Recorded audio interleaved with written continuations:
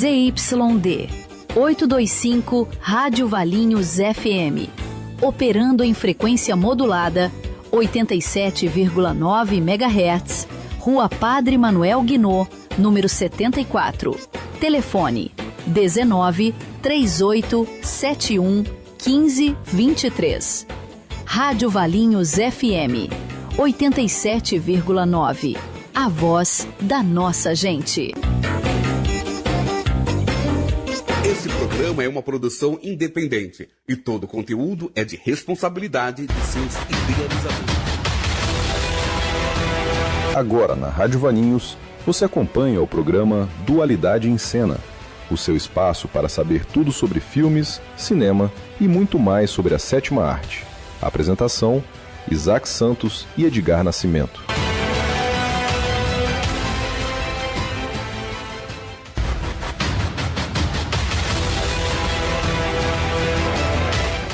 Estamos hoje aqui num episódio, mais um episódio, né, do Dualidade em Cena, e hoje aqui com um convidado super especial, ele que é diretor de cinema, Maurício Squarizi, seja muito bem-vindo. Muito obrigado, eu agradeço o convite de vocês, né, e estou aqui para curtir essa nossa conversa, esse bate-papo aqui, né. Perfeito. Show. Maurício, como nasceu a sua paixão pela animação?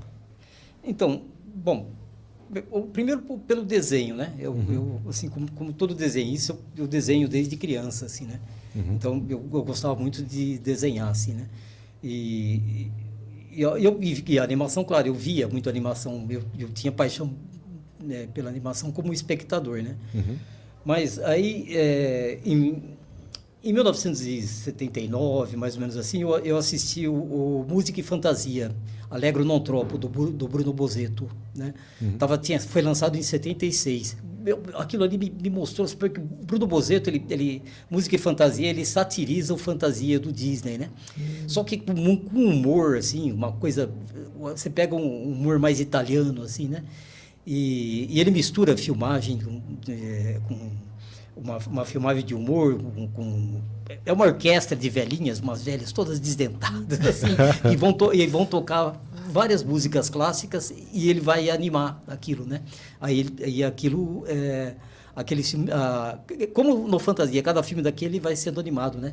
E é uma coisa maravilhosa, assim, aquele filme, o jeito que o Bruno Bozzetto tratava disso, né? Então eu fiquei muito, muito, muito empolgado de ver aquele filme, muito estimulado, assim, pela animação, né? Aí, logo em seguida daquilo, eu ainda não conhecia o UAU, do Núcleo de Cinema de Animação, né? E ele estava fazendo uma mostra no Sesc, em Campinas, né? E primeiro foi uma mostra de Norman McLaren. E aí eu fui ali, conheci a obra Olha, logo depois de Bruno Bozzetto, veio essa pancada, assim, ver a obra do Norman McLaren, né? Que é a grande referência do cinema de animação experimental, né? Tudo. McLaren é a grande referência dos animadores autorais, experimentais, né? E todo aquele trabalho que ele fez de 1941 até morrer em 85, por aí, assim, no National Film Board, no Canadá, né? Depois dessa um ciclo de Norman McLaren, né? Aí depois teve ali um ciclo de cinema canadense, do National Film Board também, né? Aqueles discípulos do McLaren, né? Que seguiram fazendo seus filmes, os maiores clássicos dessa animação canadense, assim. Então, muito estímulo, né? E de muita coisa diferente, assim, né? Daquela animação que eu era acostumado a ver, que era essa animação industrial, que até piorou da minha infância para cá, piorou muito, né? Alguns permaneceram, né? Que é esses do Hanna-Barbera, essa coisa assim, e vieram umas outras coisas muito ruins, né? Assim, mas aquilo ali era uma coisa diferente daquilo, né? Uma coisa autoral, poética, né? Experimental, né? E por fim, depois desse ciclo de Norman McLaren, canadense, depois ele fez uma mostra de animação brasileira, de animadores que não apareciam, sabe? Então tinha Steel, que na verdade ele ganhava a vida, ele fazia todas as aberturas da Globo na época, e eu estou falando aí dos anos, final dos anos 70, começo dos anos 80, né? E ele fazia tudo assim, artesanal mesmo, assim, né? Tinha um outro, daqui a pouco já lembro o nome dele, um outro animador que me estimulou muito também, José Rubens Siqueira. Ele, gozado, ele parou de fazer animação, mas ele tinha um filme lindíssimo, assim, que chamava Pequena História do Mundo, e uma animação muito legal, assim, depois ele foi pro teatro, foi ser diretor de teatro, não fez mais animação, esse artista, né? Então, aquele ali eu fiquei muito, muito empolgado, assim, muito estimulado com a animação, né, de tomar esse grande choque, assim, né, de Bruno Bozzetto, depois Norma McLaren, depois aqueles discípulos de McLaren no National Film Board, no Canadá, né? Depois esses animadores brasileiros que não se conhecia, né? Veio o Zélio também, que é irmão do Ziraldo, né, que fazia alguma coisa em animação também, e era ilustrador, né? Então, essa coisa aí. E aí, depois, logo em seguida disso, eu estudava publicidade, né? Eu estudava publicidade porque eu achava que eu queria viver de arte, viver de desenhar. Uma coisa que eu via, uma forma... não sou herdeiro, não sou nada, eu tenho que ganhar o pão todo dia, né? Então, eu vi que talvez na publicidade eu podia juntar essas coisas, né? Poder criar, fazer arte e ter um retorno aí para poder sobreviver, né? Então, uma professora minha, né, lá, ela era amiga do João Protetti, que era uma das pessoas lá do núcleo de cinema de animação, que fazia junto com o UOL, né? Aí ela que me levou para o João Protetti, que eu fui parar lá Aí eu cheguei no núcleo de cinema de animação de Campinas, que era uma salinha ali no Teatro Municipal Castro Mendes, né? Uhum. E ali era uma coisa legal, porque assim o UOL tinha conseguido uns convênios, assim, né? Por exemplo, com a Embrafilme, então tinha negativo para a gente filmar, tinha laboratório, né? Uhum. E revelação, a Embrafilme oferecia isso, né? E a TV Cultura tinha todo um departamento de desenho animado na TV Cultura, tudo assim, sabe? Desde desenhar, criar e filmar ali. Então a gente filmava lá também, não era o melhor equipamento que tinha, assim, né?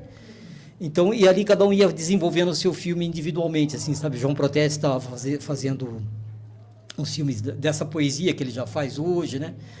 Heloísa Alvim, uma ceramista. Ali, vários artistas iam ali para experimentar a animação, né? Só que a maioria deles experimentavam a animação e depois voltava para a sua arte, assim, né? Por exemplo, João Protetti voltou para a plástica dele, para a poesia dele, né? Heloísa voltou para a cerâmica dela, né? E aí eu e o Al, nós continuamos no núcleo, né? Até o ano passado completar 50 anos. Cara, desculpa, eu me estendi na resposta. Não, excelente, é bom te ouvir. Você perguntou sobre como nasceu a paixão pela animação, eu fui lá na frente. Não, muito bom. Ô, Maurício, agora fala um pouco pra gente, assim, como que foi a experiência, assim, do primeiro projeto, e se você quiser estender para os demais projetos, fica tá. Então, aí, como eu falei, quando eu cheguei ali no núcleo, cada um ia fazendo o seu projeto, que era uma coisa muito legal, porque era um projeto individual, então você tinha que resolver tudo, né? Então, você passava por você criava o roteiro, depois ia animando, depois ia filmar lá na TV Cultura, né? Era uma coisa bem... Aliás, foi esse tipo de coisa que, quando o UOL e a gente foi fazer oficinas, né? Ministrar oficinas, foi isso que a gente levou. As nossas oficinas são totalmente práticas, assim, né? E quando é com crianças, ou seja, com quem for, as pessoas que criam.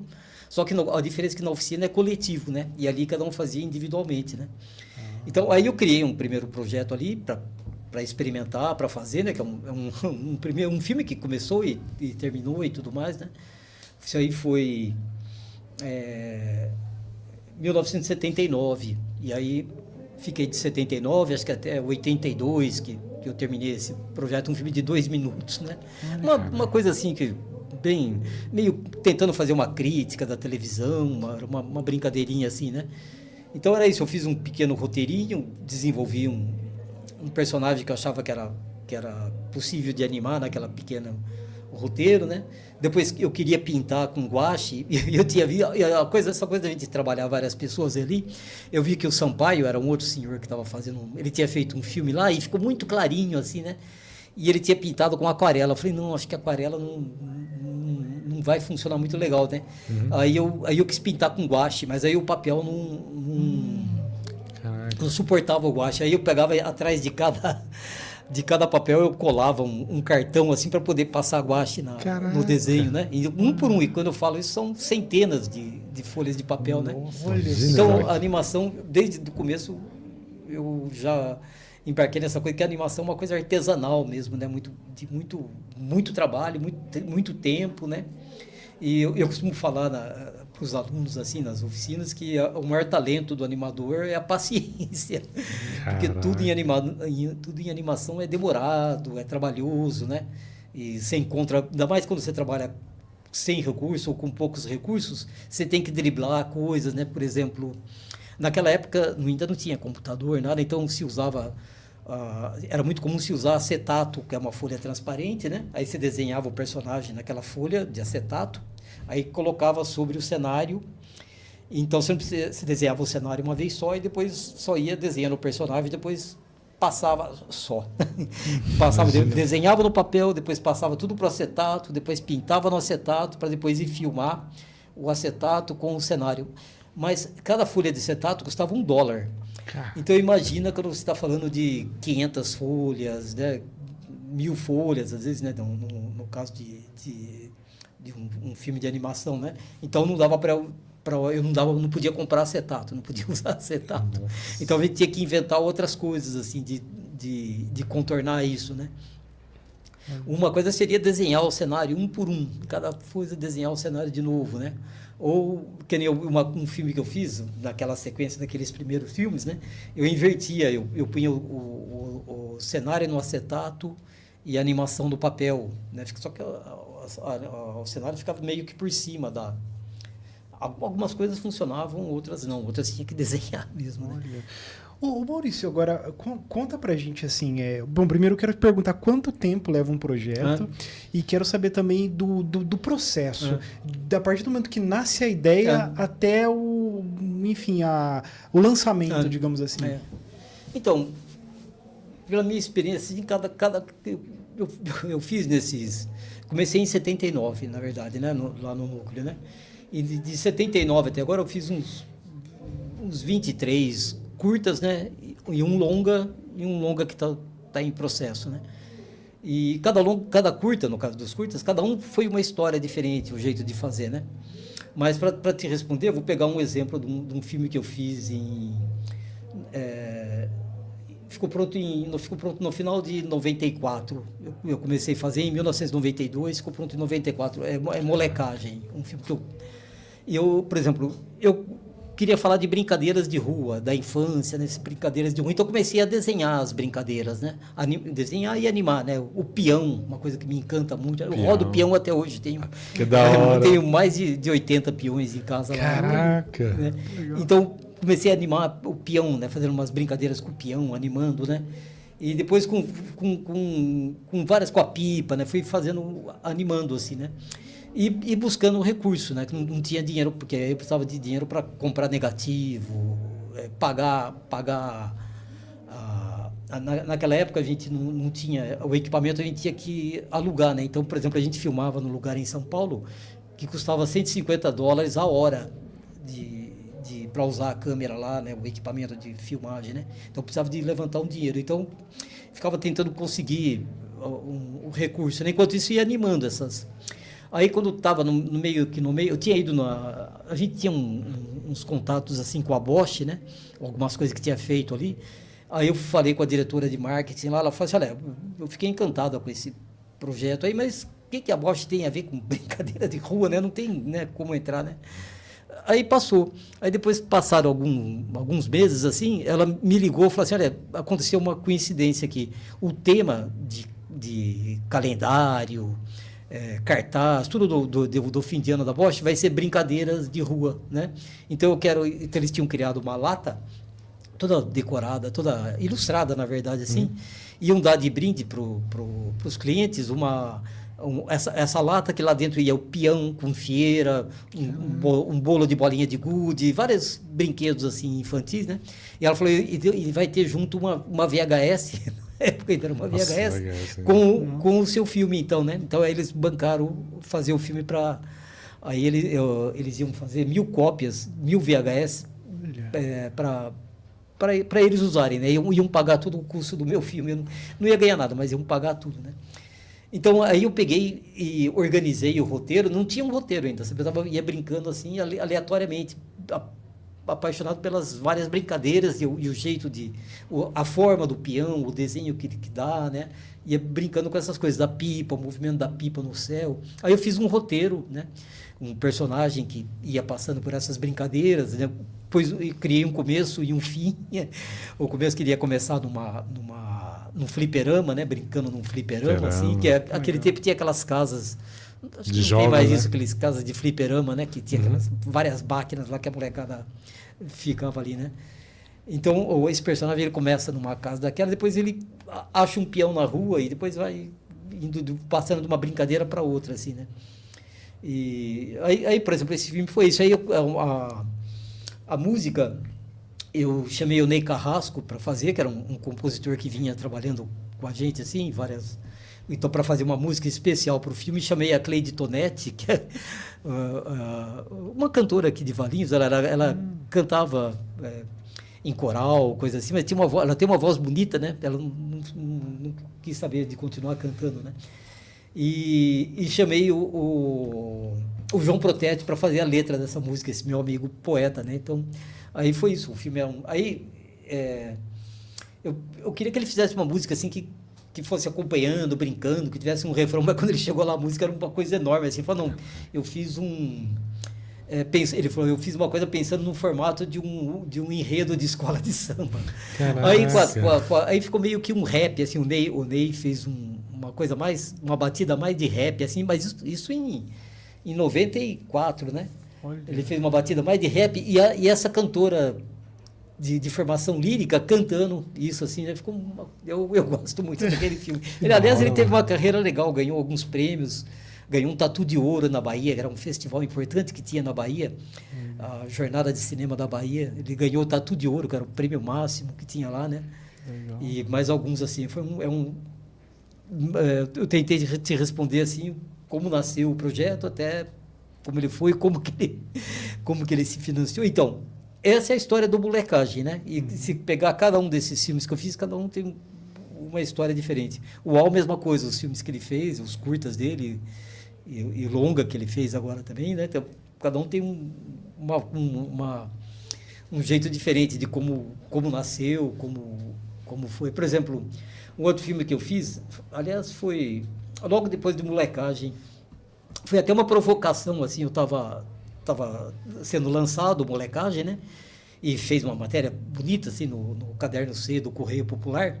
Aí era a Adriana Menezes, a editora do Caderno C de Cultura lá, né? Aí quando ela fez, ela falou assim, Maurício, faz um desenho aí, né? Aí eu desenhei um sanfoneiro, né? Aí ela falou, o que é isso? Eu falei, é o próximo projeto que eu vou fazer. Aí eu fui obrigado a falar, eu não costumava fazer isso, né? Falar do projeto que ainda ia fazer, né? Caraca. E aí era a gente estava já em 95, né? Em 96 ia ser o centenário de Carlos Gomes. Então eu queria fazer um filme, uma biografia de Carlos Gomes, né? Então era isso. Aí assim nasceu Em Otunico, né? Um filme que... foi isso, e foi uma coisa também, tinha uma amiga também, uma professora de arte, né? E ela ensinava arte para os alunos, ela pegava os alunos e ia andando pelo centro de Campinas, sabe? Então parava, olha, aqui, aí contava a história daquele trecho da cidade, o que acontecia. Quando chegava ali no monumento de Carlos Gomes, né? Ela falava de Carlos Gomes e depois levava eles ali para o Centro de Ciências, Letras e Artes, que tem o Museu Carlos Gomes ali, né? E o presidente do Centro de Ciências, Letras e Artes na época era o Braulio Mendes Nogueira, que tinha sido, durante 26 anos, ele dirigiu o Museu Carlos Gomes também. Então ele falava espontaneamente, assim, para as crianças da biografia de Carlos Gomes, né? Aí eu fui também pedir para ele, falei, olha, o seu Braulio, faz do jeito que o senhor falou espontaneamente, escreve para mim, que vai ser a base para eu fazer eu queria fazer um curta de 5 minutos falando de Carlos Gomes, né? Aí ele faz um primeiro, mas eu não fiquei muito satisfeito com aquilo, comecei a pesquisar mais, assim, né? E como era o centenário de Carlos Gomes, começando a aparecer coisas assim, né? Estavam começando a ser lançadas algumas biografias, coisas assim. Aí foi isso, aí eu fiz uma biografia de Carlos Gomes, aí virou um filme de 20 minutos, Olha que legal. todo filmado em 35mm, né? O Ney Carrasco foi quem, também esse mesmo maestro, ele foi assim, ele pegou todas as aberturas de ópera, porque aí eu mostro um trechinho de cada ópera. Carlos Gomes escreveu 8 óperas na vida, né? A última não é bem uma ópera, né? Mas aí eu ponho um pedacinho de cada uma, assim, desde a primeira. E o Ney pegou a abertura de cada uma e fez usou o trecho da abertura para fazer a ilustração musical de cada uma dessas partes, né? Então, eu acabei falando de 2 projetos que tiveram formas diferentes. E o financiamento do Nilton Nico, ele ganhou um recurso da Comissão Carlos Gomes, que naquele ano tinha um pouco mais de recurso, porque era o centenário, né? Mas era muito pouco, né? Uhum. E ganhou, na época, Campinas tinha começado a fazer um prêmio estímulo, imitando São Paulo e alguns lugares que tinham que era o começo daquela coisa de fazer editais para premiar, para contemplar a arte, né? Para contemplar a pessoa, possibilitar fazer arte, né? Oferecer recurso financeiro para a pessoa fazer arte, né? Isso começou com eles chamavam de prêmio estímulo. São Paulo fazia isso já há muito tempo, né? A município, né? E aí Campinas durou 2 anos só, depois foi no governo do Jacob Ittar, isso aí depois mudou o governo, acabou tudo isso. Na verdade, quando mudou o secretário, o negócio já acabou, que isso aí era no governo enquanto o secretário era Célio Turino, né? Depois, quando mudou a coisa já não teve, só 11 anos depois que veio esse FIC, que aliás abriu essa semana, a edição desse ano, né? Que aí isso também é um recurso que vem parece que é 1% do orçamento da cultura, é feito esse edital, no caso de Campinas é assim, só que esse FIC de Campinas, ele é para todas as artes, né? Para dança, música, teatro, cinema, tudo entra naquela pequena verba ali de pouco mais de 2 milhões, assim, é muito pouco, assim, né? Quer dizer, mas estou dando toda essa volta para falar, o filme foi financiado ele ganhou um prêmio estímulo, né? E gozado que ele ganhou no final numa virada de governo, sabe? Aí entra um outro governo em Campinas, que era o do Chico Amaral, que era outra coisa de cultura e tudo mais. Eu falei lá, puta, o governo que saiu não pagou. Aí eu tive que ir lá brigar para receber no que entrou. Mas acabaram pagando. Foi uma coisa, mas deu muito desgaste, assim, e tal, né? Eu quero só destacar, é engraçado, né, que o cenário político do Brasil sempre interfere na produção das artes, né? É sempre assim, né? Tipo... vem um que investe, estimula a cultura, depois vem um que acaba com tudo, né? Fecha o Ministério da Cultura, fecha... A gente está sempre nessa luta. E artes mais... que depende muito de recursos, que nem o cinema, né? Coisa que envolve cinema fica muito à mercê disso, né? E tendo que se virar nessas coisas, né? Caraca, é complicado. Mas o que faz a animação uma linguagem só única? Então, ela é única e ela congrega, né? Várias artes, né? Muito. Na animação, né? Ela é incrível. Tem o pintor, o desenhista, o roteirista, né? O músico, né? É uma coisa grande. Né? Acho que isso que muita gente, assim... Isso é uma das coisas que faz a animação ser uma coisa tão forte, assim, né? Uma arte tão... que impressiona tanto, né? Acho que mesmo essa animação mais comercial, né? Que se afasta da arte, mas ela tem isso, né? Sim.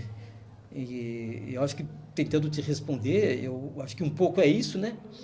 E a possibilidade então, acho que o barato da animação é quando você consegue fazer movimento com aquilo que, na verdade, não se movimenta. Porque quando você faz aquele filme mais clássico, assim, né? Sabe, das pessoas se movimentando, dançando, andando. Agora, quando você pega esses animadores mais experimentais, que fazem coisas que só é possível na animação, né? Aí que ela fica ainda mais interessante, né? Isso aí você vai ver mais nesses animadores mais que experimentam mais mesmo, né? Que a grande referência, como falo, é Norman McLaren, né? Sim. E mesmo o que Bruno Bozzetto faz no Música e Fantasia e em outros filmes também, né? Ele tem um trecho do Bolero de Ravel, que era uma coisa ali, para mim é a melhor parte, assim, né? Esses dias eu estava conversando com alguém que gostava mais de uma outra sequência, né? Mas para mim foi o Bolero de Ravel, que ele faz uma coisa lindíssima, ele conta a história da humanidade, assim,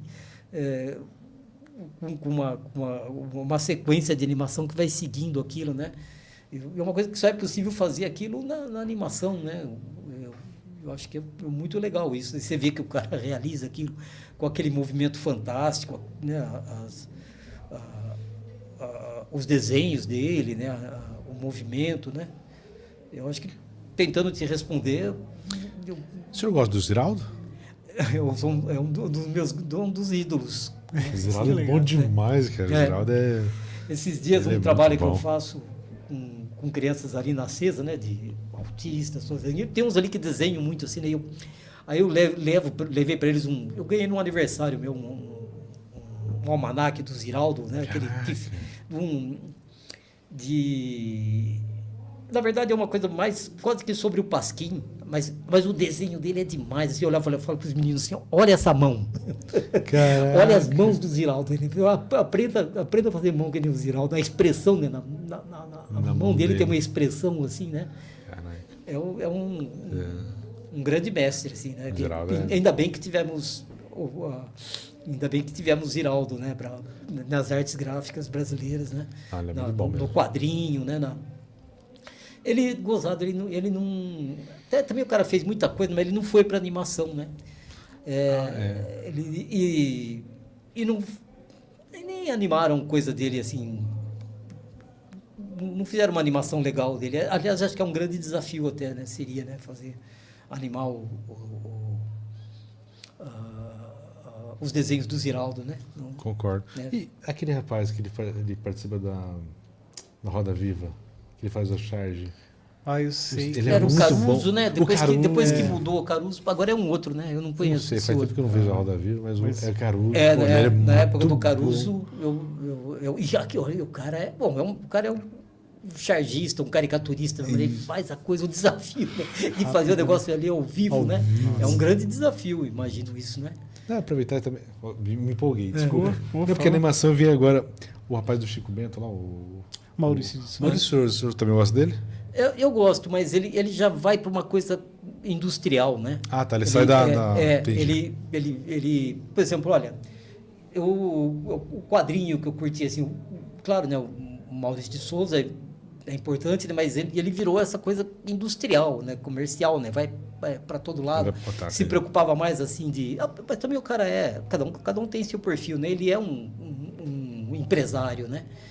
Então ele fazia coisas assim para vender o licenciamento dos personagens, botar nos produtos, né? Um cara tanto que se enriqueceu, assim, né? Sim. E nesse tempo, assim, por exemplo, eu curti o Enfio, aquele desenho do Enfio, né? Que ele lançava uns livros, né? Com quadrinhos que ele fazia dos Fradins, coisa assim, um desenho maravilhoso, né? Que era um outro tipo de quadrinista, né? Que fazia um outro tipo de um desenho autêntico, assim, que ele desenhava tudo mesmo, né? Não era um esquema industrial, porque o Maurício de Souza, ele é um esquema industrial, né? Cada um ali que faz uma parte que faz as coisas, né? Mas, quer dizer, eu acho que é bom para o Brasil ter um artista com um trabalho como o do Maurício de Souza, assim, também, que, aliás, que é referência no mundo todo, assim, né? É verdade. Ele tem essa coisa, né? Maurício, fala um pouco pra gente do Núcleo de Cinema e Animação de Campinas. Boa. Então, é 1975, por isso que fez 50 anos ano passado, né? Então, o UAL, né? O Wilson Lazzaretti, valeense aqui, né? Ele é convidado pela Leia Zigiati diretora do Conservatório Carlos Gomes, em Campinas, uma grande, uma pessoa que sempre foi uma entusiasta da cultura em Campinas, a família dela, né? A família Ziviati, né? E ela tinha o Conservatório Carlos Gomes, que já vinha da mãe dela, parece que fez 100 anos o conservatório, né? Que já era a mãe da Leia Ziviati, já foi quem criou o conservatório. Bom, mas ela tinha alunos lá no conservatório que queriam aula de cinema, crianças, né? Então ela convida o UAU para ir dar aula de cinema para as crianças, né? E quando o UAU chega lá, eles querem fazer desenho animado, né? Então, e olha, está em 1975, não tinha nada de desenho animado para ver. Então, o UAU conseguiu, foi em São Paulo, conseguiu encontrar uns livros em inglês ainda, né? Então, ele foi, o Presto Bear, eram uns caras que trabalhavam para a Disney, que tinham feito uns livros explicando o básico do movimento do desenho animado, né? Ensinava a fazer umas sequências de passo, algumas coisas assim, né? Porque daquela escola da Disney, né? E o UAU visitou também alguns estúdios da animação publicitária, São Paulo tinha isso, era um dos grandes centros de animação publicitária, né? Assim como Tóquio, como Nova York, a animação publicitária paulistana era muito, muito importante, né? E grandes nomes, né? Valbercy, Ribas Camargo, da Start Desenhos Animados, faziam coisas maravilhosas, assim. O próprio Daniel Messias. Bom, mas ele sei que ele visitou e com isso ele foi tendo algum subsídio para satisfazer o que as crianças queriam, né? Então ele ficou um tempo ali no Conservatório Carlos Gomes, fazendo isso com as crianças lá do conservatório. Depois ele sai dali e tem uma passagem um pouquinho em cada lugar, mas daí ele consegue, com a Prefeitura de Campinas, uma sala no Teatro Castro Mendes, no Teatro Municipal Castro Mendes. Na verdade, era um camarim que eles transformaram num ateliê, né? E ali ficou sendo a sede do animal. E aí ele cria o núcleo de cinema de animação. Então, na verdade, só vai ser fundado oficialmente em 1980, mas começou em 75 com esse nascimento, assim, dessa coisa que o UAU fez e vai para ali, né? E em 80 que vira um estatuto, né? Aí somos os fundadores, né? O UAU, João Protetti, eu, Heloísa Alvim, várias pessoas que já estavam ali no núcleo formalizaram o núcleo, né? Então, e no começo era isso. Primeiro o UAU trabalhava ele fez isso trabalhando com as crianças, né? Aí artistas da cidade ficaram interessados em ir lá experimentar a animação também. E aí é que vão vários artistas, né? E João Protetti, que era poeta e artista gráfico, né? E Heloísa Alvim, ceramista, várias pessoas, né? E só que cada um experimentava, fazia um filme, dois, nesse formato que eu falei antes, né? Que cada um ia fazendo o seu filme individual e depois voltava, né? Se satisfazia com a animação, né?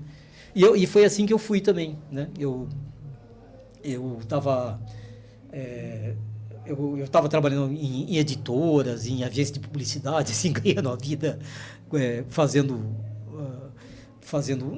não é arte o que se faz em publicidade, em coisa assim, mas era um jeito de estar pelo menos numa prancheta desenhando e pagando as contas, né? Então, e aí que eu fui também. E aí foi isso, né? O UAU e a gente continuou tocando ali, né? Aí chega em 86, dá uma virada, assim, porque aí também o UAU trabalhou um tempo na TV Cultura também, né? Mas acho que em 86, mais ou menos, também, ele sai da TV Cultura e eu saio também da editora que eu trabalhava. E a gente começa, então, a ter que sobreviver do núcleo, né? Então a gente começa a fazer oficinas. Primeiro a gente pegou os filmes que já tinha ali, que o núcleo já tinha, e a gente começou a levar para escolas, né? E as escolas pagavam. Eram vários filmes que a gente tinha feito, né? Mas aí a escola tinha como tirar proveito daquilo. E outra coisa, a gente está falando do meio dos anos 80, não tinha nem vídeo. Então, a gente ia com o projetor, a gente comprou um projetor de 16mm, né? Ia com aqueles carretéis enormes. A gente carregava aquele negócio. A gente começou fazendo nas escolas de Campinas, depois a gente pegava o metrô em São Paulo, descia numa estação e ia em todas as escolas que tinham perto daquela estação, oferecendo esse trabalho, né? De levar desenho animado, né? E depois pegava, descia na outra estação e aí a gente conseguia fazer várias em São Paulo também. E era assim, a criançada, eles precisavam levar coisa para dentro da escola, né? Além da aula só, né? Então, e pagavam, né? Já era comum as crianças. A maioria eram escolas particulares. Né? Ô, Maurício, desculpa, mas qual que era a reação dos alunos? Só de curiosidade. Então, é uma coisa bem curiosa, porque eles viam uma coisa que eles nunca tinham visto, porque quando falava que ia ter desenho animado, como todo, não era só criança, não, ficava esperando aquele desenho animado que via na televisão. Aí vinham aquelas coisas diferentes ali, né? Feito por outras crianças, feito por artistas ali, né? Temas, tocando em temas, assim, diferentes, né? Então, mas a escola... Como isso era dentro da escola, a escola tirava proveito daquilo, assim, né? Usava aquilo, por exemplo, um filme que falava de alguma coisa que podia usar em português, podia usar talvez em geografia, né? Eles iam pegando, aproveitava isso. Aí, percebendo isso, a gente começou a fazer filmes um pouco pensando nisso também. Aí, por exemplo, o Brasil estava fazendo estava dando notícia, tudo que o Brasil estava ocupando uma parte na Antártica, né? Estava fazendo parte da expedição na Antártica. Então a gente fez um filme sobre a Antártica, né? Um filme de 7 minutos, parece, né? Filmamos em 16 milímetros, a gente fez tudo. Aí a gente levava nas escolas e ele falava de várias coisas que servia para a escola. Então a gente percorreu as escolas também mostrando esse filme da Antártica, né? Depois, era 86, ia passar o cometa Halley, né? Caraca, que ele passa a cada 76 anos, tinha passado em 1910. Aí fizemos um filme sobre o cometa Halley, e falando de várias coisas, sabe, da questão histórica, cada vez que o cometa passou, como é que estava o mundo, né? Como a gente consultou um professor de etnoastronomia, aí ele mostrou como é que os indígenas viam o cometa, e a gente foi fazendo, o filme era, sim, um filme de 10 minutos, né? Tocando de várias coisas assim. Aí a gente também ia levar isso para as escolas também. Depois, em 87, teve a primeira vez que a animação brasileira toma forma, assim, sabe? Ela vira uma classe, assim, porque o Lula Gonzaga, um animador lá de Pernambuco, ele fez um encontro em Olinda, né? Conseguiu patrocínios e tal, ela levou animadores do Brasil todo para esse encontro em Olinda para pensar a animação brasileira, o que seria. Aí, esse encontro foi muito legal, porque os animadores estavam cada um isolado. Otto Guerra fazendo seus filmes lá no Rio Grande do Sul, Lula fazendo lá, lá em Pernambuco, Chico Liberato na Bahia, e não sabiam um o que o outro estava fazendo, né? Porque, olha, não tinha internet, não tinha nada assim, disso, né? Então, aí aquele encontro foi muito legal. Foi ali que a gente conheceu o Chico Liberato também, e Alba Liberato, né? E vários outros animadores ali, né? E especialmente com o Chico Liberato, ele estava lançando o Boi Aruá, né? Que é o primeiro um longa de animação feito na Bahia, né? Olha, vale a pena dizer, para mostrar a importância do Boi Aruá. Em 1953... Anélio Latini Filho faz o primeiro longa de animação brasileiro, o Sinfonia Amazônica, na década de 50, né? Olha. Depois, só na década de 60, que tem o Presente de Natal. Henrique Gonçalo, acho que é o nome do autor desse filme, acho que nem existe mais. Sinfonia Amazônica existe. Depois, na década de 70, o IP Nakashima faz Piconzé, em São Paulo. Olha, um longa por década. Nossa. Depois, em 80, na década de 80, é a vez do Chico Liberato fazer um filme, o Sinfonia Amazônica foi feito no Rio de Janeiro, né, o Piconzé em São Paulo, o Presente de Natal em São Paulo também. Depois o Chico faz um longa lá na Bahia, né, que é o Boi Aruá. Depois, em 90, o Clóvis Vieira faz Cassiopeia, o primeiro filme feito em computador. Caraca. Ele faz antes ele disputava isso com o Toy Story, porque ele fez antes, ele disputava que o dele foi totalmente feito no computador, o Cassiopeia, enquanto o Toy Story eles escanearam coisa para dentro do computador. Ele defendia que o dele foi criado todo no computador, legal, né? O Cassiopeia. Então você vê, era um longa por década, né? Só depois, quando chega nesse século aqui, né, no século XXI, é que aí a produção aumenta, né? Hoje tem mais de 40 filmes sendo produzidos, longas, né? brasileiros. Mas então, eu falei isso para ver a importância do... Então, o Chico estava lá nesse encontro em Olinda, lançando o Boieruá. E bateu assim, sabe? Os orixás bateram, como eles gostavam de falar, o candomblé baiano, assim, né? Falar assim. Então, e a gente ficou muito amigo, assim, né? Então, aí a gente fez... Então, aquele projeto que a gente estava fazendo com escolas, de levar, aí a gente levou, então, o Chico Liberato. Levamos o Boieruá. Aí foi uma coisa legal, a gente alugou cinemas em Campinas, né? E as escolas foram, assim, para os cinemas, ver o boi. Então, a gente foi desenvolvendo um tempo, um projeto assim, o núcleo foi se sustentando, assim, meio assim, né? Depois a gente começou a fazer oficinas, também levando para escolas, né? E foi assim que foi desenvolvendo o núcleo, né? Depois a gente passou a fazer oficinas de produção. Aí isso no começo era muito pouco, porque era muito, muito caro e muito demorado. A gente fazia uma por ano, 2 por ano, porque era tudo com película, comprar película, laboratório. Mas quando começa a vir os recursos tecnológicos, vai barateando, né? Quando vem então o computador, depois assim, aí barateia muito, porque aí dá para fazer com scanner, aí a gente passa. Esse ano não está sendo muito não, mas teve anos aí que a gente chegou a fazer 30 filmes em oficinas. Olha, né? que legal. Então, passou a ser isso. E essas oficinas começaram também a ser feito em todo o território brasileiro, assim, né? Em todos os estados a gente trabalhou, né? No exterior também, em vários lugares, né? O ano passado, por exemplo, que era os 50 anos do núcleo, a gente começou em Lisboa, num grande festival que tem em Lisboa, o Festival de Animação de Lisboa, e a gente fez oficina lá, fizemos mostra e uma exposição dos 50 anos do núcleo, né?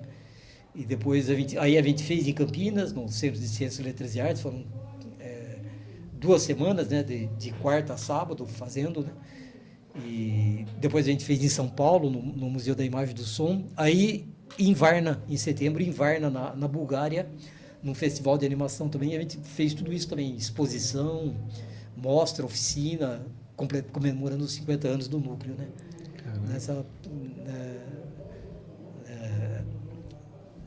Em Campinas, em Lisboa e na Bulgária. Que legal, interessante. Deixa eu fazer uma pergunta, professor. Daquela época que o senhor começou até agora, o Brasil ainda tem mais para evoluir? A gente evoluiu bastante. Como o senhor vê hoje a animação no Brasil? Não, evoluiu bastante, né? E, olha, por exemplo, como eu falei assim, esse encontro de Olinda foi um marco. Foi um marco. Né? Porque ali os animadores se entendem como classe, né? Então, embora não tinha ainda... Estou falando de 87, né? Então, a gente mandava pelo correio. Mandava cartas, os animadores trocavam cartas, não sei o quê, tentando mais ou menos se organizar. E se encontravam em festivais, né? Comparando com hoje, tinham poucos na época de festivais no Brasil, né? O Gramado, Brasília, Rio de Janeiro, então mais ou menos se encontrava em festivais também, né? E a gente promovia coisas, por exemplo, nós com o Chico Liberato, a gente fazia muita coisa lá na Bahia, ou vinha Chico para cá, né? Mas aí no começo, já quando entra já no século XXI, já em 2003 a gente cria a ABCA, Associação Brasileira de Cinema de Animação. E ali também, virou uma coisa, uma classe organizada. Então passou a pleitear editais especiais de animação, e naquele ano estava acontecendo uma coisa muito importante na cultura, né? O governo assumindo a cultura, né? Gilberto Gil era o ministro da cultura, né? E então ali a animação se fortaleceu muito com a criação da BCA. E essa organização política também, né, dos animadores, né? E chegou a ter 400 associados, assim. Hoje caiu de novo, né? Porque também teve uma divisão, muitos que na época eram animadores ali, hoje viraram estúdios industriais, né? Tá. Por exemplo, TV Pinguim, Andrés Liban, lá não lembro como é, a 2D Lab chamou o estúdio dele, que faz o Amigãozão, criou essas séries fortes assim, né? Caraca. Então aí tem agora uma Abranima, que é uma de empresários da animação, e a BCA, que continua sendo dos animadores mesmo, que põe a mão na massa, assim, ela continua ativa assim também. Então, e vem crescendo assim, né? A produção de séries ocupa muito, né? Chega a ter escassez de mão de obra hoje, assim. Caraca. Né? Olha. Tem muito trabalho, assim, as pessoas... E outra coisa, também vem acontecendo com essa coisa também que na pandemia aumentou muito, né? Os animadores que trabalham aqui passaram a trabalhar também muito para o exterior também. E muitos foram para o exterior. Então, em todo lugar tem animadores brasileiros, né? Que são muito bons, né? E muitos prestam serviço à distância, né? E para estúdios e para produtoras de fora do Brasil, né? Entendi. Então, acho que a animação é um campo assim, que tem Grande. que grande e com expectativa de muito crescimento ainda também, Caraca. eu acho. Maurício, quero te fazer uma pergunta agora difícil que a gente faz para os nossos convidados. Agora eles pegam. Você pode compartilhar conosco assim o seu top 5 melhores filmes assim da sua vida, assim, para você? Bom, o primeiro é o Allegro non troppo, né? essa animação do Bruno Bozzetto. Aí eu tava lendo, quando pergunta assim, os filmes Aí não pega, vêm. né? Mas eu falei agora há pouco do Estômago, né? É um filme que eu gosto muito, revi. Ele tem filmes que eu fico revendo, assim, né? Eu gosto tanto que eu fico revendo.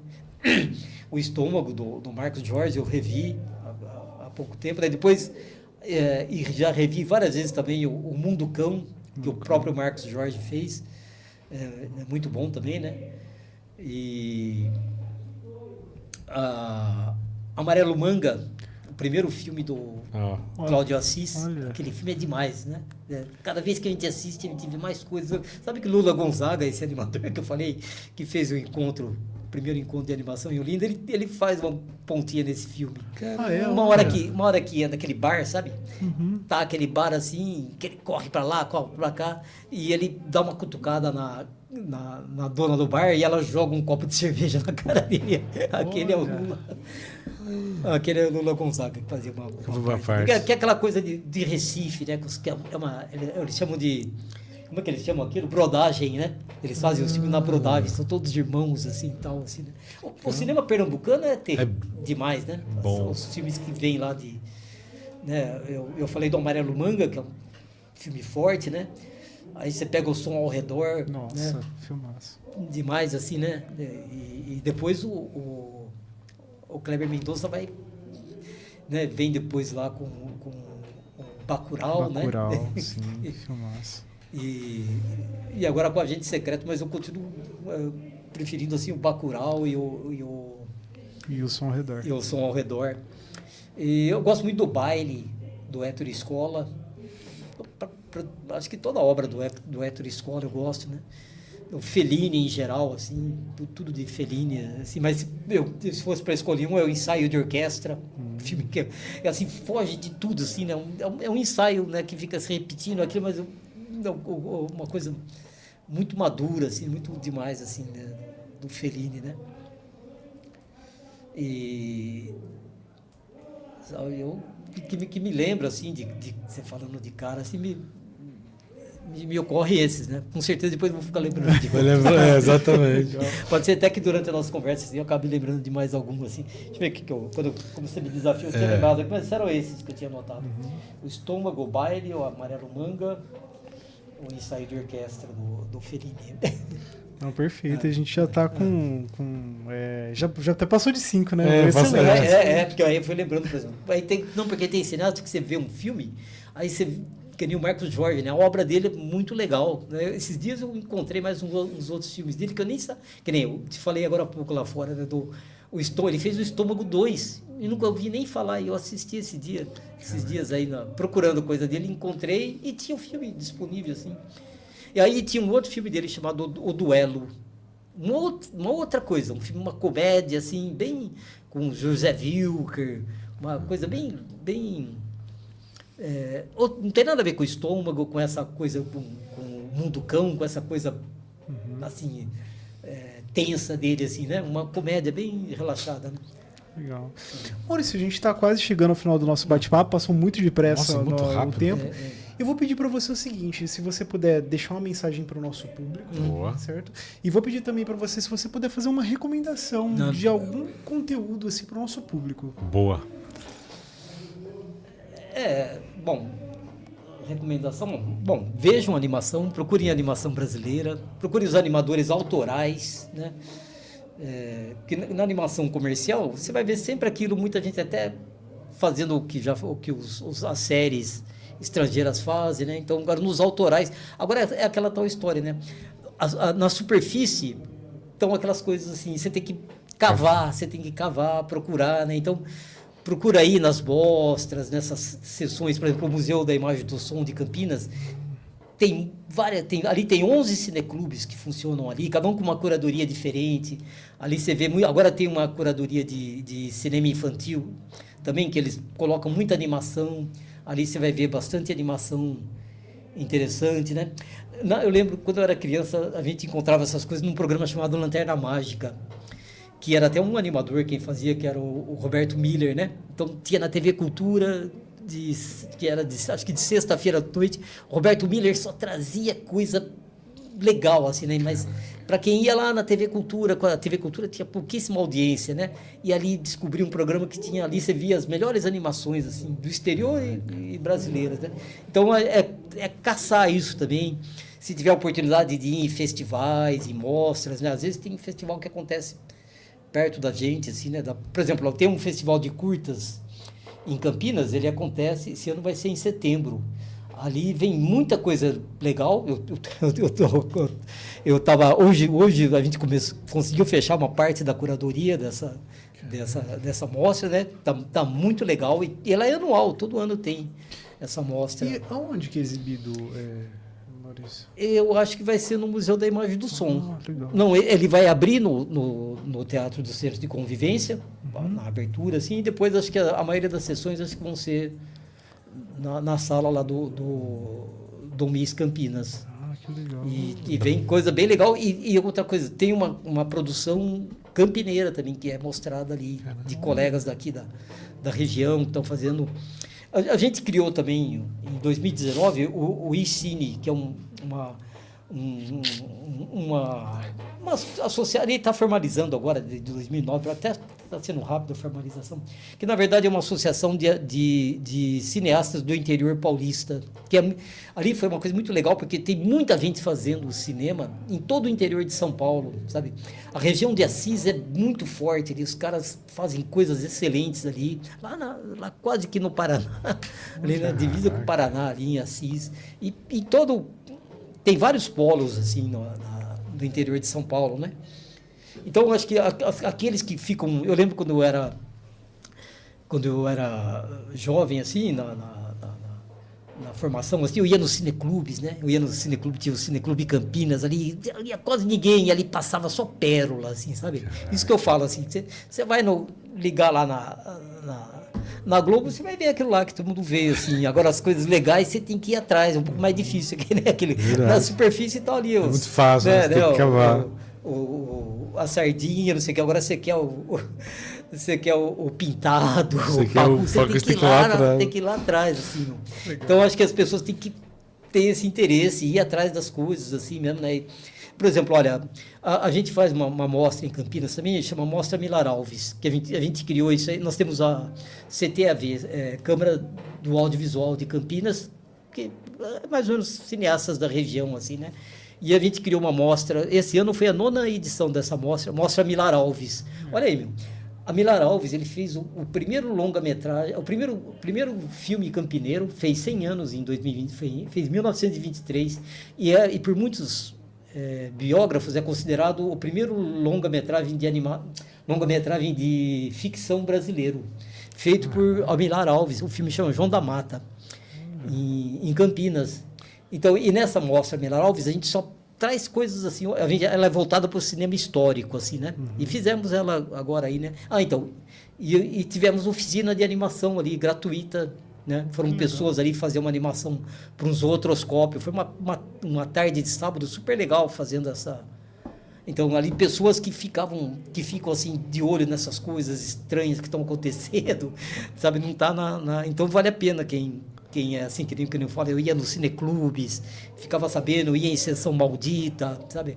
É nessas coisas assim que você vai encontrar as coisas mais interessantes, né? Então, a moçada tem que ficar de olho nisso aí, né? Também, né? Perfeito. Aqui em Valinhos mesmo acontecem coisas, né? Na coisa fora a coisa marginal, né? Vamos dizer assim, né? Tá acontecendo um monte de coisa, né?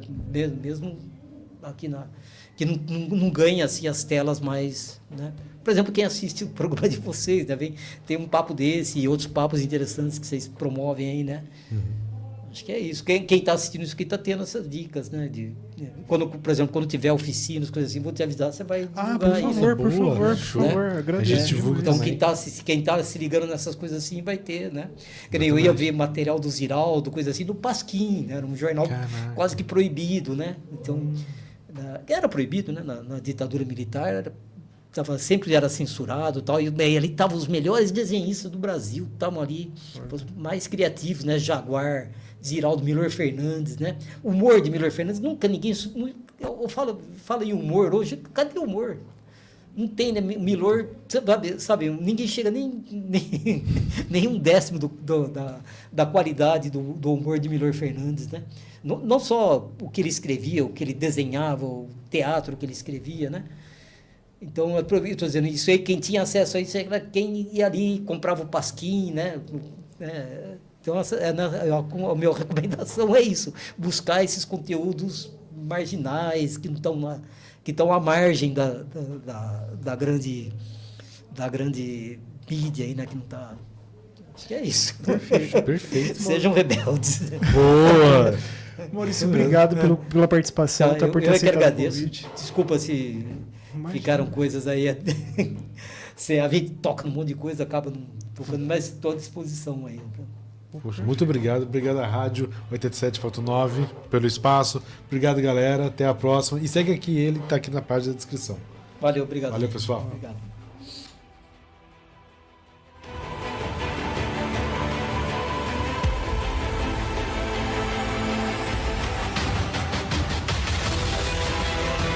A Rádio Valinhos apresentou Dualidade em Cena, com Isaac Santos e Edgar Nascimento. Até o próximo programa.